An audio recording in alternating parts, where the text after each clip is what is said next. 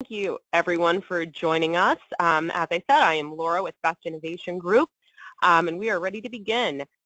Just a quick note that if you have any questions during this presentation and demo, they will be answered at the end, and feel free to type them in the chat box throughout the presentation, and we will keep an eye on them and refer to them when we get to our question and answer period. I would like to introduce our presenters for the day: John Best, founder and CEO of Best Innovation Group; Elizabeth Robbins, Product Director of Best Innovation Group; and Pete Kears, Senior Engagement Manager at OnApproach.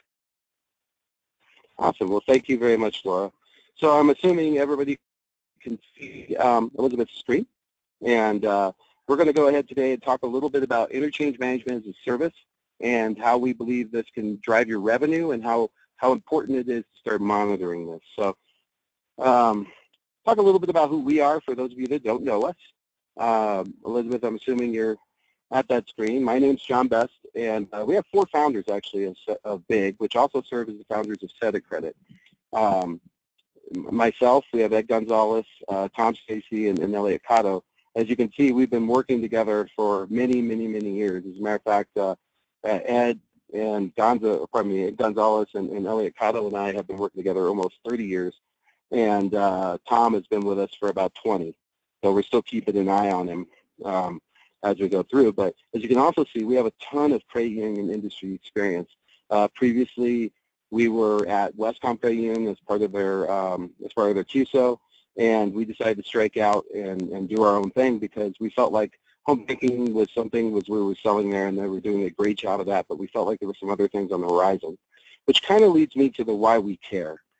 And I'm going to go over a few things here. One, we have worked for credit unions our entire life. So end to end, we've been in credit unions. I've been in credit unions since I was in my early 20s, and so is the rest of our team. And this industry is taking care of us.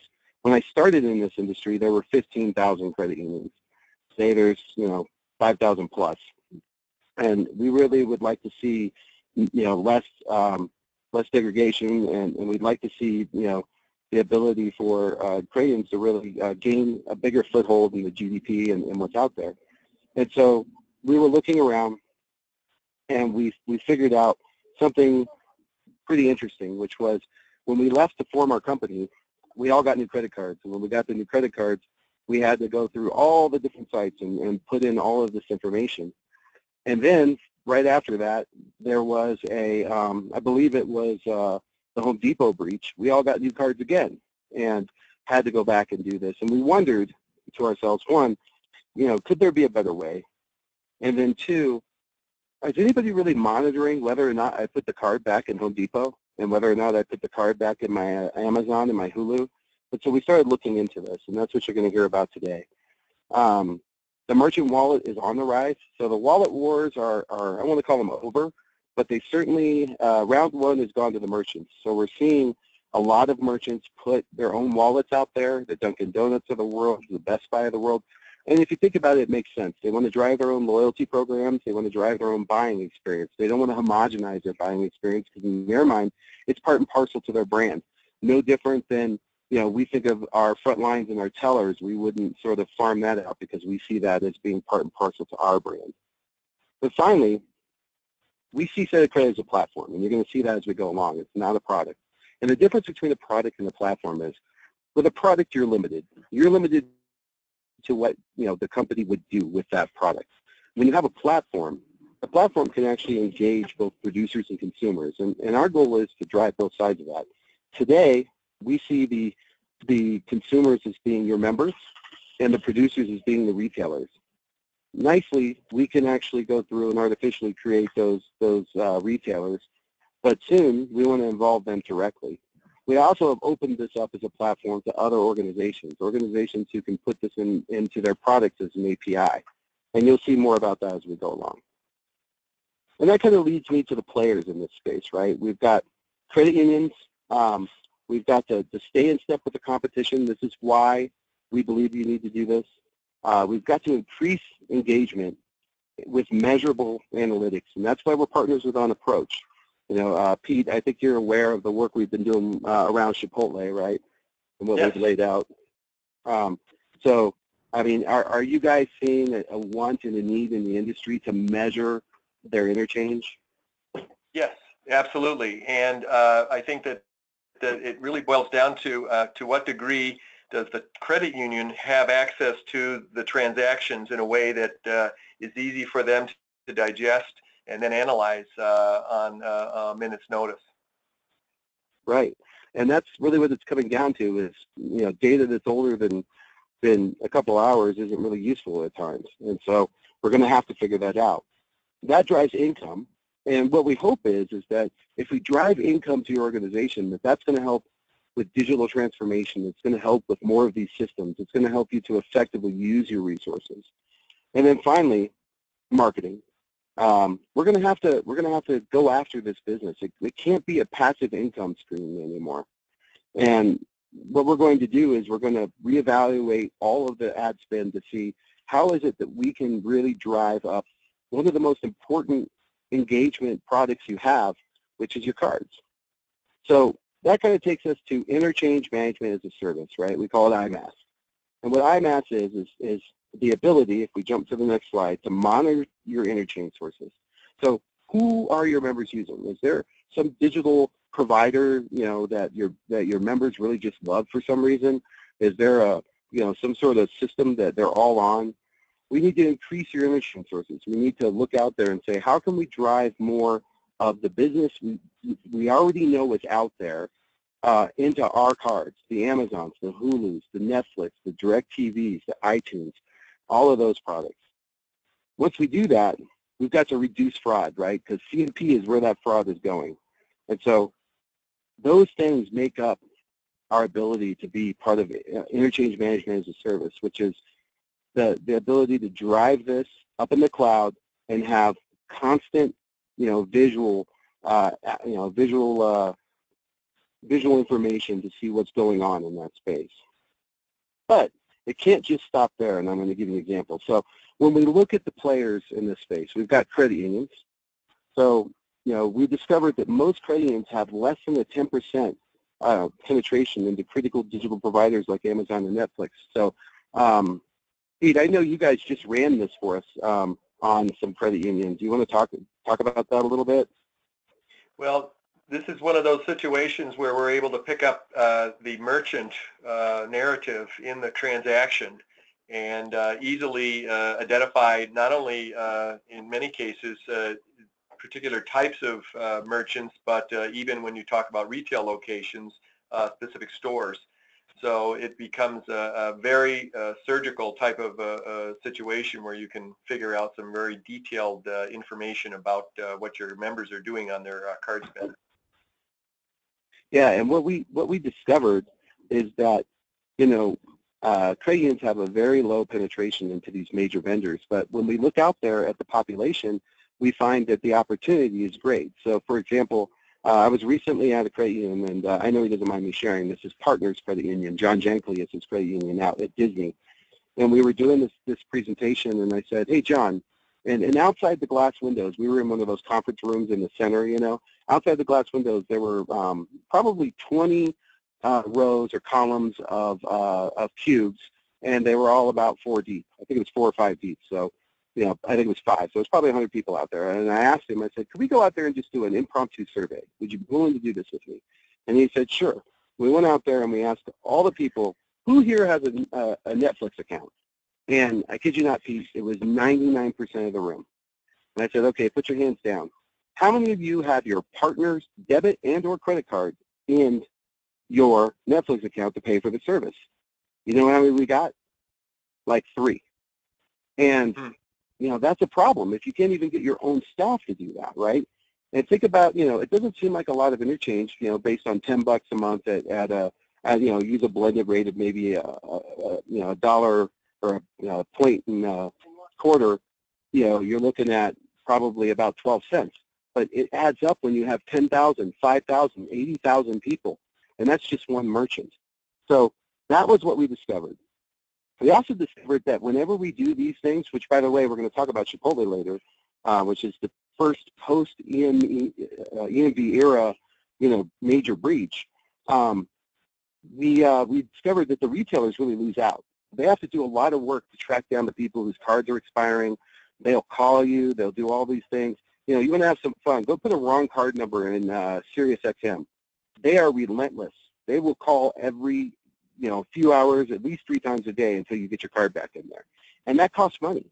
So some people actually use it as a way to opt out. And then there's your members. It's a pain in the butt. Have you ever tried to go through and find all of the places to change your card? Even if you remember the passwords and get in, it's still a trouble. Okay, where is it? Where's your account info? Where are all these things? And what we discovered was that Setit Credit was a win-win-win situation. It's a win for the members, it's a win for the merchants, and it's a win for the credit union. So I like to ask this question. It's coming up here. If a member was using your credit card to buy all of their airline travel and suddenly stopped, would anybody from your credit union call them? And I like to equate this, Pete and Elizabeth, to if I was down at a dealership and I called for a 10-day payoff, for my loan, I guarantee you most of the credit unions on this call would actually call me back and say, hey, what you doing? But when we look at this income, when we look at, flights being $300, and suddenly all of that stops, it's actually worth more if you think about the interest plus the interchange than a lot of different car loans. So why are we not, monitoring and measuring this? And that's part of what we came to the conclusion of, is that we should be making that call. We should be asking, hey, gee, why did you do that? And I bet the answer we would get is because we switched over to the United credit card.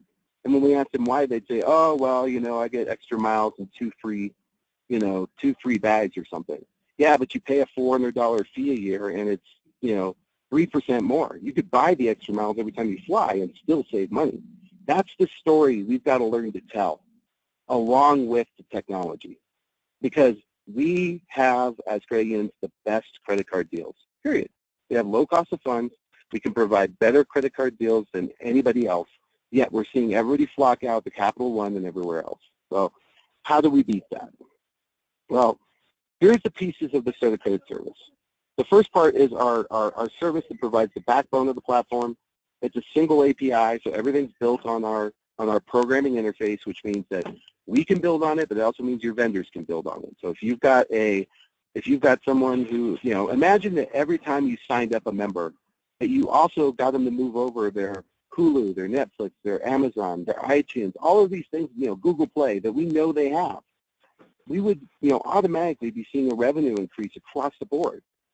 The API is the next piece, which is what I was just mentioning, which these folks can use. Then we have one of the most important pieces, and this is where we're partnering with OnApproach, and we're very excited about this, the Guardian. So the Guardian is named, it's aptly named, because it's designed to provide analytics and feed that back to us. Because here's the thing. It's one thing to make sure that we get your card in that Amazon site, and we get your card in that Hulu site, and we get your card in that United site. But what we have to do is we have to follow up on that. We have to track it. We have to make sure it stays in there. That's the important part of this.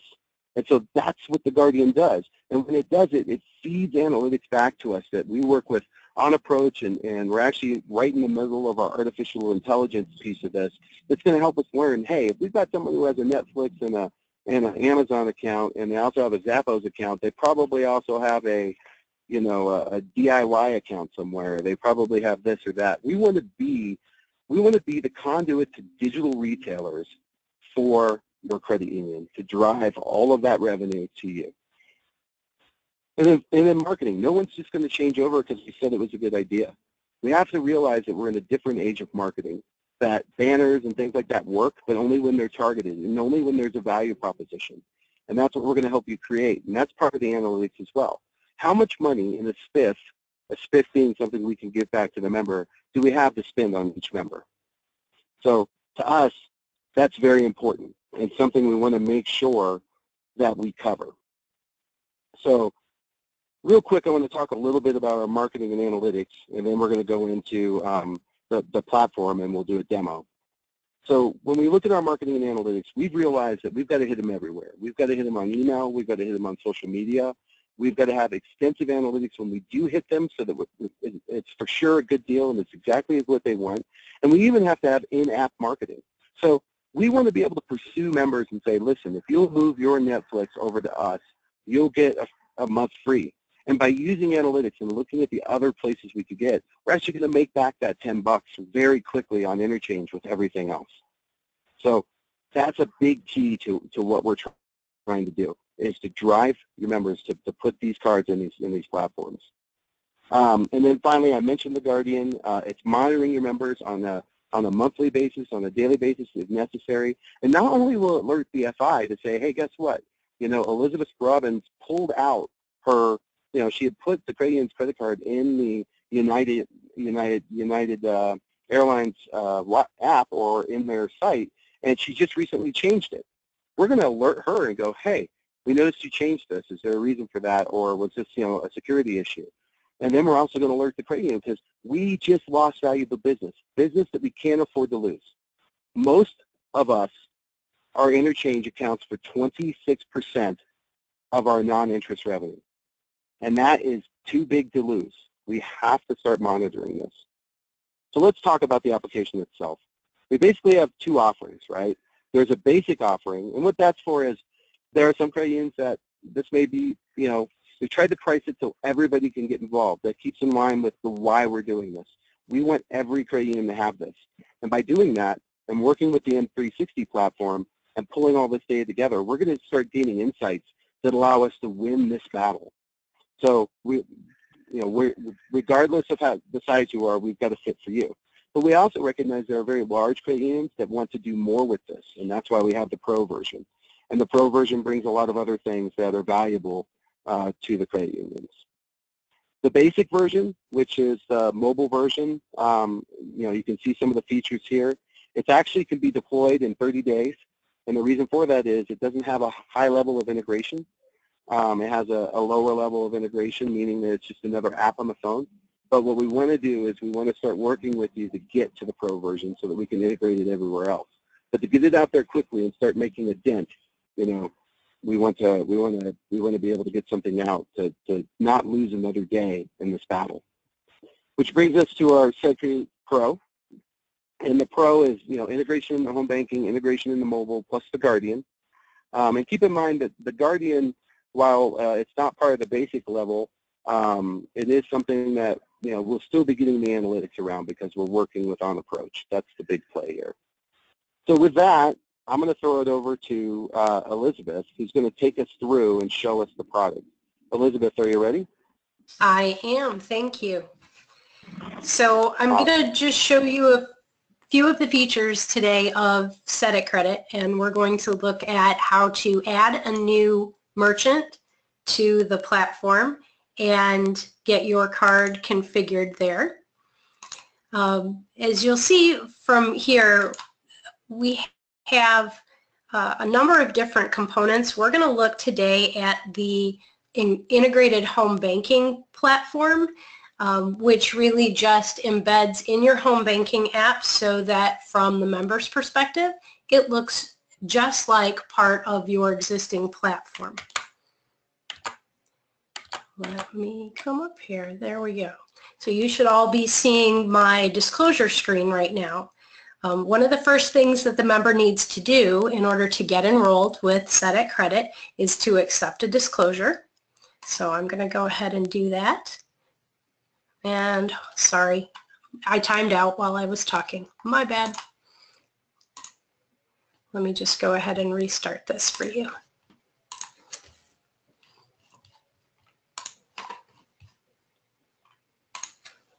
So John, while I'm restarting up my demo environment, why don't you just explain how the disclosure works?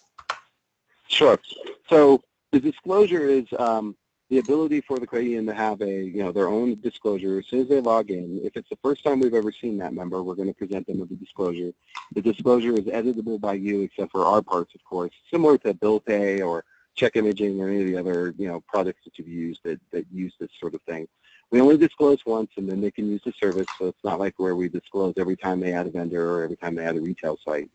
The disclosure is actually stored in the system, and it's versioned, so that if it is that we need to redisclose for some reason, we can easily do that by looking at the version that each member has, and then just having it come back up with a nice message that says, hey, we need to redisclose you, and here's the vital information.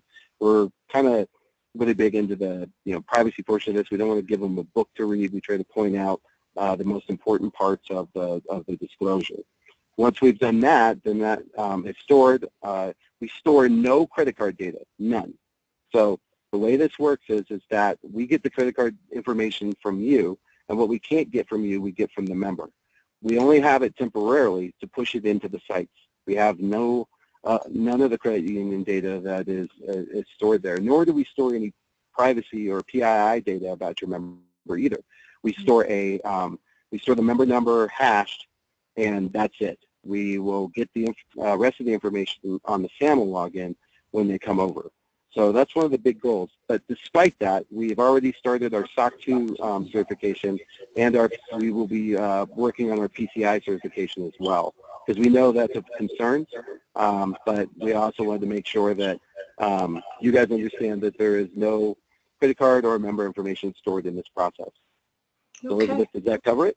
Yep, thank you very much. So what you guys are seeing here after I accepted the disclosure is two areas, one where members can go to add new sites and one where they can go to manage their existing or saved merchants. So when I move into the site for adding new merchants, you can see that I've got a list over here that tells me who I've already put my credentials in for. And now I'm going to go ahead and select Netflix, and I'm going to put in my username and password from my Netflix account. I can never type when people are watching me. We all have that problem. And then I'm going to put in my Netflix password, which I am not going to tell you. All right, and if I wanted to give it a nickname, say I have a different Netflix account than the one that I use for my kids, so I want to identify that. You can see here we've identified this Amazon account, for example, as Ed's Shopping, so that Caroline doesn't accidentally log into his. So I'm going to add that. It's going to take a minute and go out and log into Netflix for me, and I've got a spinner that tells me that I'm working. And then it will give me the opportunity here in just a few minutes, or just a few seconds, to identify which of my credit union cards. So if I have one card. While you do that real fast, I want to point out something about the credentials. So we do store the credentials. Now, the way we store the credentials is actually in a very unique way, which is using which uses a distributed ledger or blockchain system, not a public one, but a private permissioned one. That's actually part of an identity system that we've been working on for some time. So it's a unique way of storing it. On top of that, we use HSM crypto keys in the Azure cloud, which is part of this system. So we have a whole lot of different ways. And if you think about it, this has been done for a long time with PFM products, where you're actually giving the passwords and usernames to your bank accounts. In this case, these are just the retailers, and we don't go in and move, store or scrape data every day. We only go in every now and then, as I said, to look at the monitor. So just wanted to point that out. Yep. So once I've put in my credentials and it's been verified at Netflix, then I can select one of my credit union cards, and these cards have been pulled in. So the only thing that the member sees here are the cards that you have issued, not any of their external cards that they might have. So I'm going to go ahead and pick one here, and you'll see that it's asking me, this particular merchant requires my CVV. Hopefully I remember my CVV for this card is... And we will be asking for CVV on every transaction. That's another form of security and verification to prove that the member has their card. Excellent.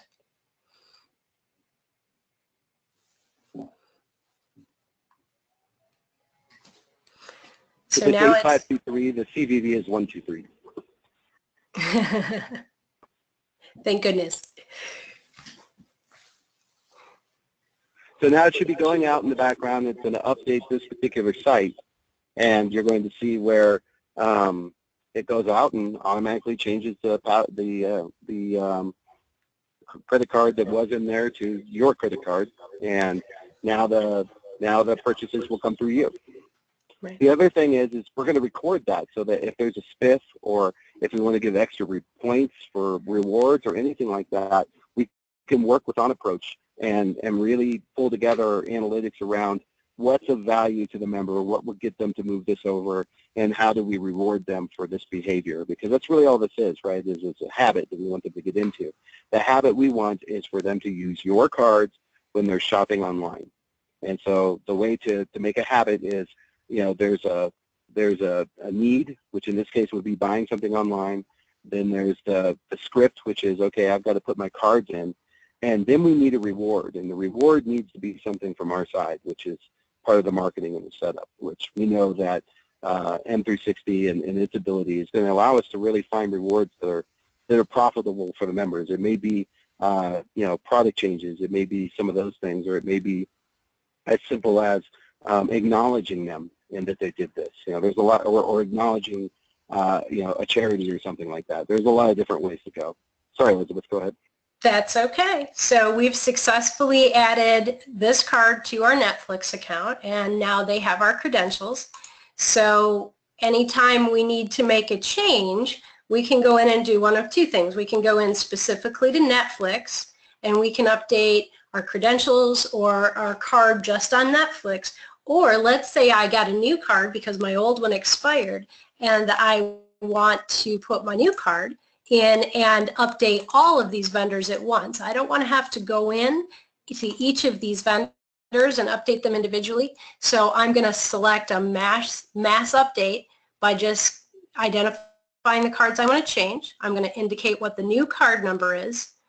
And every one of these currently has a different card. So, and then I'm just going to click Set It, and it's going to go off, and in the background, it's going to go through and log into each of those sites, update it with my new card, and I can go away and let it work, and the next time I come back, it will show that all of these have been updated.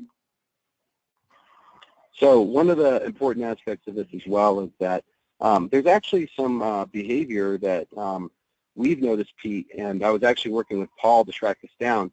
We've noticed that in October, you know, somewhere around there, we see people switching from their debit cards to pay some of these online things to their credit cards. We suspect it's because they're clearing room for Christmas. So this is a great example of you know, understanding the patterns and the analytics behavior. Have you guys seen anything like that in those trends? I think the bottom line, John, is that there's all kinds of opportunities like that that a credit union now, without a platform like M360, really is at a loss to try to get their arms around. It's completely invisible, whereas now with a integrated platform like for data analytics like M360, very easily can look through the transactions that are occurring on the cards and both credit cards and debit cards, and understand what those payment patterns are and changes that they have there. So it's just, that's the whole idea. It's a lot easier than the almost impossible situation of just pulling extracts from the core or elsewhere and trying to make sense of it. So John, before we move on and talk about some of the challenges that Setit Credit solves, I just want to mention this is our single sign-on version of the product, and you'll see that it's branded for our generic credit union. This obviously would be available to our clients to brand in whatever way makes it most homogeneous with their online banking site. So your logos and your colors and things like that. And if you choose to use the API version, then obviously you build that functionality into whatever part of your site you want to build it into, and it looks however you want it to look. So we want to make sure that we give you options for how you want to implement it depending on how in-depth you want to go with that development effort. Absolutely. And see, that's the key. So, you know, I liked what Pete said about making sense of this data, which is great. But once you make sense, now you have to act on it, right? So once we find that opportunity, the hey, guess what? We've got a really low penetration in Amazon, but we should have a higher one. We can do something about that, and we can drive income out of that. Then at that point, you know, there's a tremendous opportunity to use the marketing and the analytics and then drive them into Setit Credit to make it easy for them to update their cards, to make it easy for them to maintain this relationship with their cards and yours. And that doesn't include the tokenization process, which, you know, the tokenization process, which we're working on right now with MasterCard, and we'll be working on in the Visa space as well, means that we would put a tokenized number in there as opposed to the raw number. But that's going to take a little more time. That's going to be a phase 2 of the platform. In the meantime, the ability to get even the raw cards in there is huge.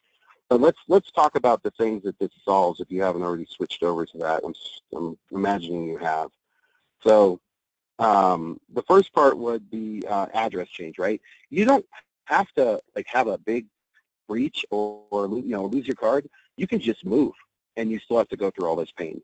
So what we would like it to see is we would like to see the member change their address first at the credit union, so you're first to know, and then use the tool to change it everywhere else so that they don't have to worry about it. So that's huge. Same thing with an expired card. As a matter of fact, one of the things we do with the Guardian, and we can do with M360, is we can monitor for expired cards, and we can say, hey, member, all you have to do is reply to this email, and we'll go through and update these, or come on into the site, and we still want to get, depending on how you decide to have it set up, we need the CVV numbers or those sorts of things. So it's not real hard, to deal with that. Another option like that is mass reissues, and we're about to go through one. I mentioned earlier that this Chipotle breach is pretty serious. Pete, you've had some time to look through that data. I believe, and I actually have the programmer who helped me collect all that data next to me here. We believe that that's pretty much every store in the United States that looks like it got hit. Would you agree? Yes. Our analysis shows that even though they published some information to suggest that it was a limited number of stores, what we're seeing is something more widespread than that at their point-of-sale terminals. Yeah, we actually worked together this past week, and we used Setit Credit to actually capture all of the stores and the data off the Chipotle website so that we would know exactly which stores were hit in every state, including their Canadian stores. And also we looked at, there's another site that got hit. They have another chain called Pizzeria Locale or something like that. And to your point, we found tons of it. And what we know is that Chipotle A is very popular with millennials. B is actually popular with everyone. We were looking through just our data. This is going to be a massive reissue, and it'll be the first reissue in the post-EMV era. And what's interesting about that to me is this: one, these are going to cost more because now we're going to have to reissue EMV cards.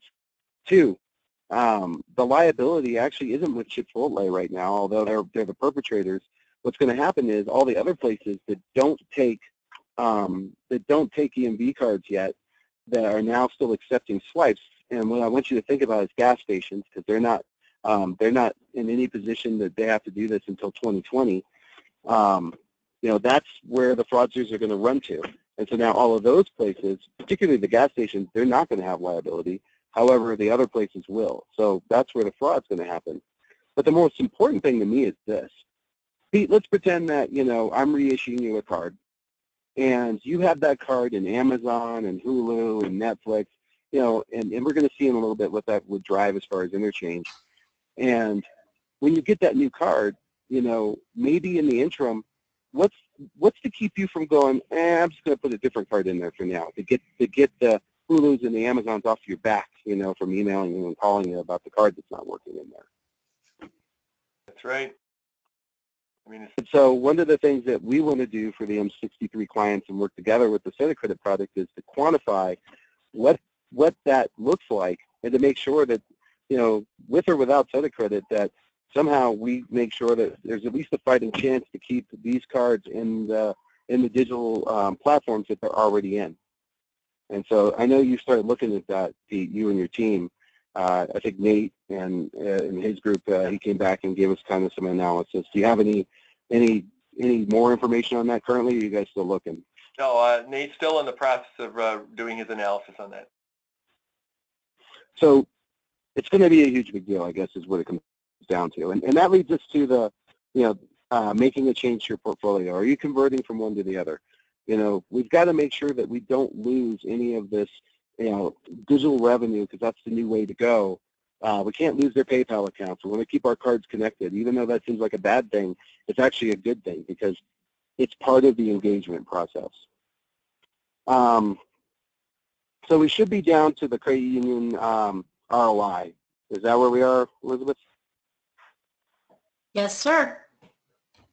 All right. So let's take a credit union that has 18,000 cards, 12,000 credit cards, and about 500 million.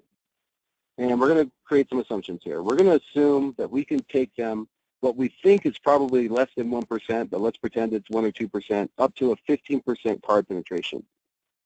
We're going to assume a 1% interchange rate. So I'm actually trying to be very, very, very conservative with these numbers. And that's blended between debit and credit, which are two different card-not-present interchange rates. We're going to go with 5 very common vendors. And I would say for Verizon, switch that out with whoever your local provider is. If it's more prevalent that you have AT&T in your area, then think about AT&T. If it's T-Mobile, then think about T-Mobile or Sprint or whoever it is. And if you think that Android's a bigger play, then switch out iTunes for Google Play. And we're going to look at a 1-year period. We're going to say, okay, what if we could increase this in 1 year? So let's go into the next place and look at what our monthly and our annual revenue can be for just 15% for that credit union. So just a 15% jump. I'm showing a $14,478 jump. I just want to confirm those numbers with Elizabeth. Actually, Elizabeth, why don't you take us through the numbers just to make sure I got the right ones?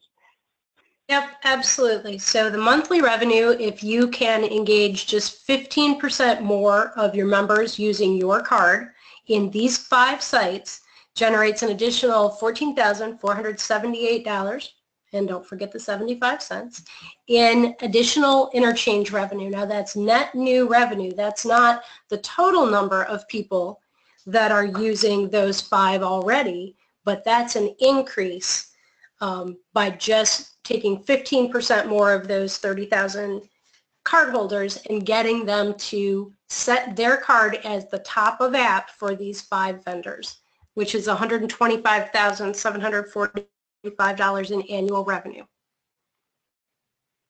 So what if we could do better than that? Because we know that the opportunity is probably more like 80% on all of those vendors. So what if we could hit 25%?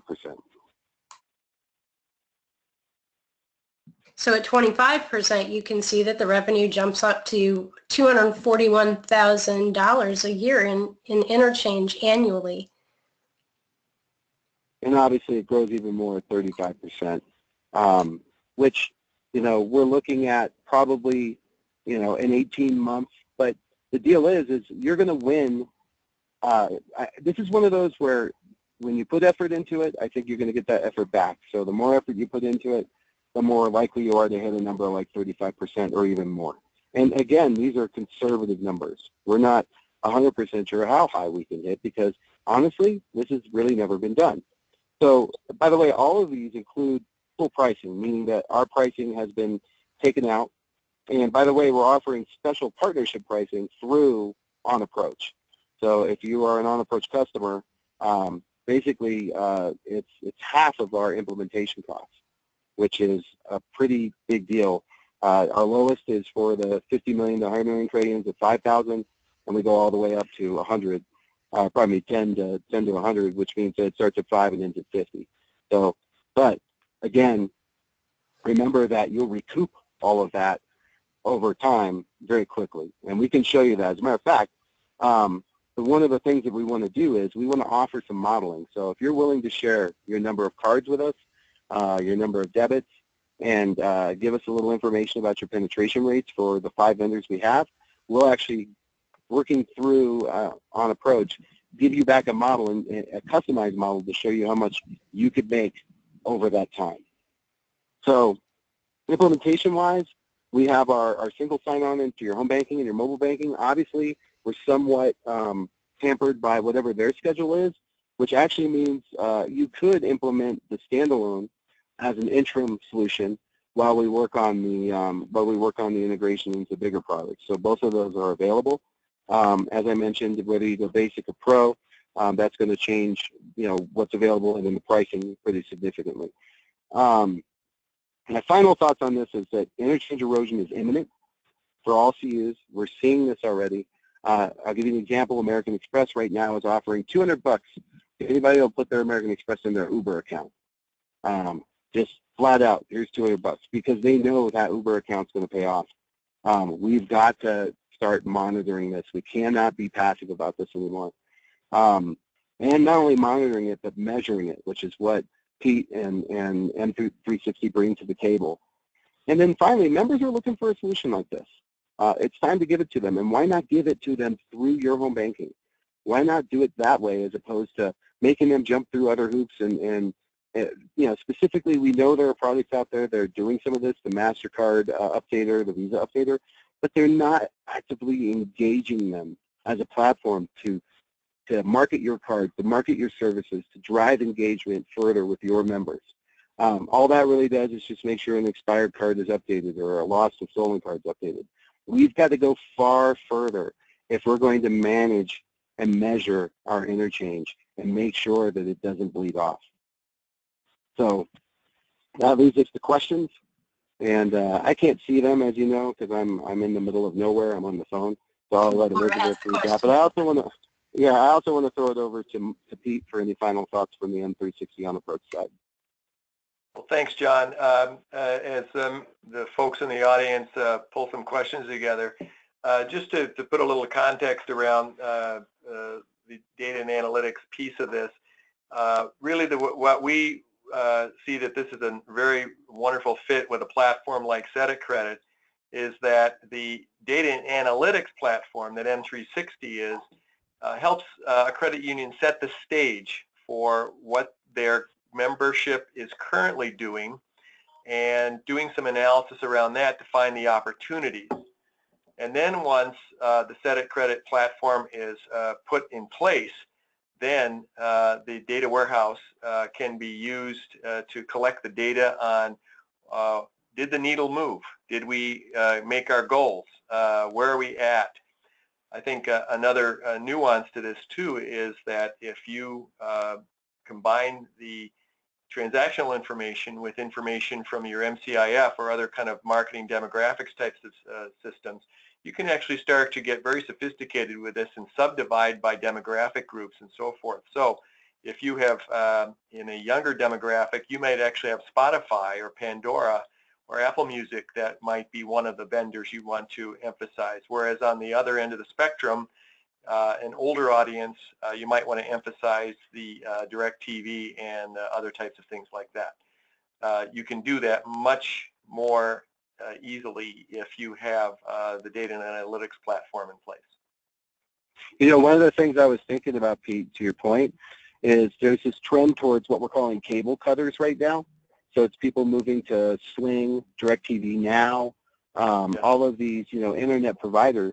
It would be great to catch them while they're in the midst of that cable cutting and see if we could get them to work with us, to work with the credit unions to be the card of choice for that.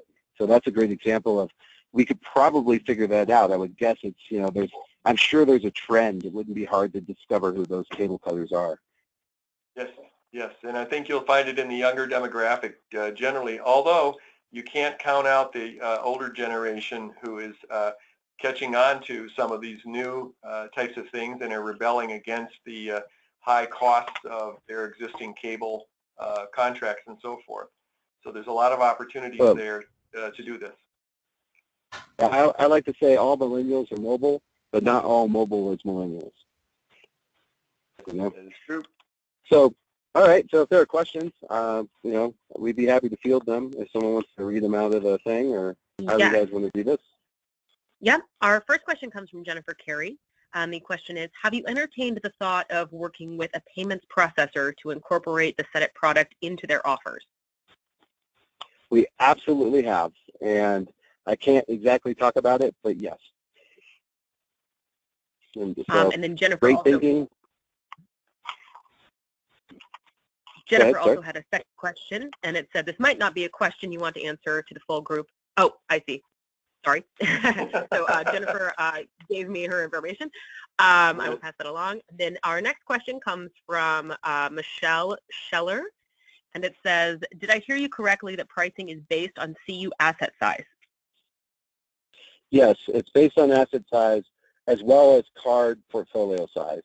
So there's a little bit of both mixed in there, and it's nuanced in the sense that we have a good fit, we believe, across that for the various aspects of it, but yes, that's how we're doing it.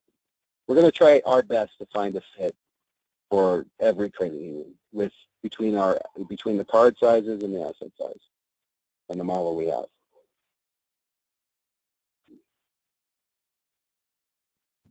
Fantastic. Do we have any more questions from our attendees? If you do have a question that you haven't input yet, please put that into the chat box.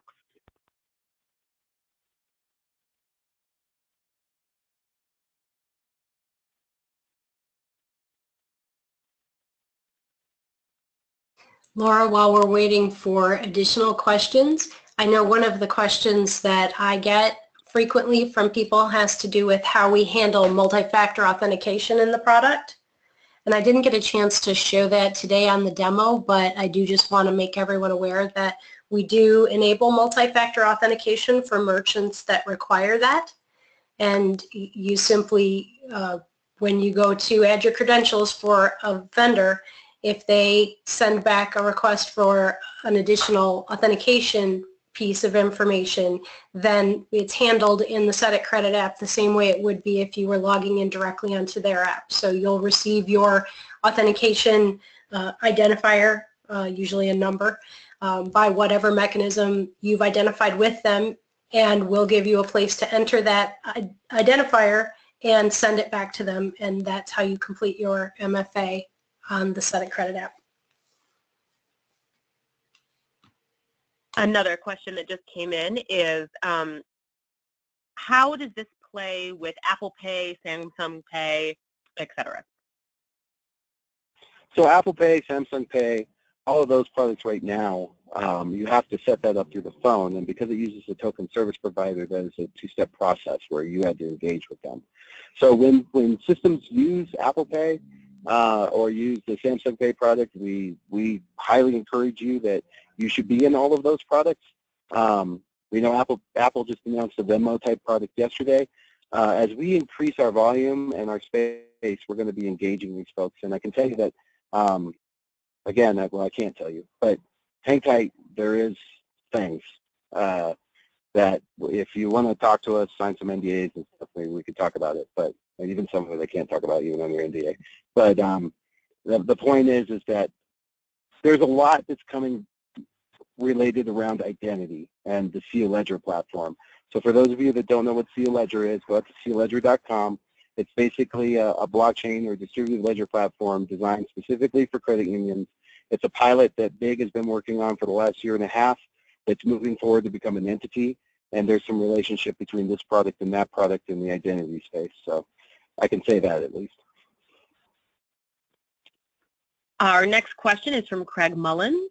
Will this product work with any merchant our members want to add in?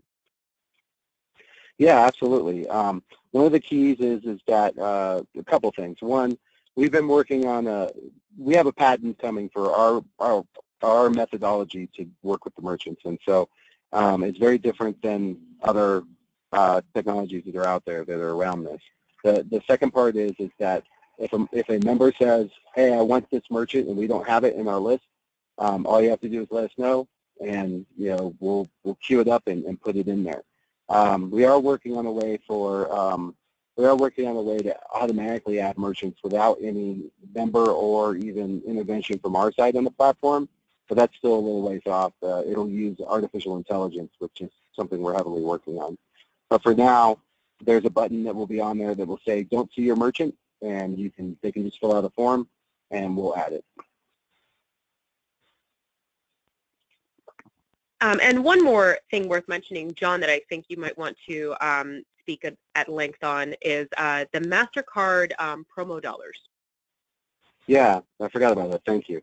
And that's actually mentioned earlier, but I didn't say it. So if it is that you are a MasterCard credit union, whether you're MasterCard debit and Visa credit cards or vice versa or whatever, if you have MasterCard as one of your players, MasterCard provides marketing dollars and funds to you, and we are approved as a purchase on that. So you can actually fully pay for this using your MasterCard budget. And we have many credit unions doing that right now that are coming online that are feeding out of that budget to pay for this. So if you have that, if you're a MasterCard person, talk to us, and we will work with you directly and also, get you in touch with John Ainsworth and his team to make sure that your money is all accounted for. And yeah, we're right on the list. It'll breeze right through when you submit it as a payment to MasterCard. Great point. I've put our URL for Setit Credit up on the screen. Anybody who's interested in finding out more about getting a personal ROI for Setit Credit or finding out more about the MasterCard dollars or anything like that is welcome to use the Contact Us link on that website, and we'll make sure to direct you to the appropriate person to get that taken care of for you. Or go through, Pete, I'm sure they can go through you as well. Yes, absolutely. That's OnApproach.net. All one word on OnApproach. Yeah, and whichever way it comes, we're working together. So, just mentioned that you were at this webinar, so we know it's coming through the OnApproach side, that we know you're on the OnApproach platform, because it makes it a whole lot easier for us to do the ROI information, because we've got them as partners for the analytics rather than us having to pull it ourselves. So, any other questions, Laura? No more questions have come in. I feel like we should just drop a quick reminder that Big and OnApproach will be coming together next week for the AXFI conference. If anyone on is coming, we would love to see you. At the Setit Credit booth, we will have a booth up. Other than that, I don't have any other questions that are in.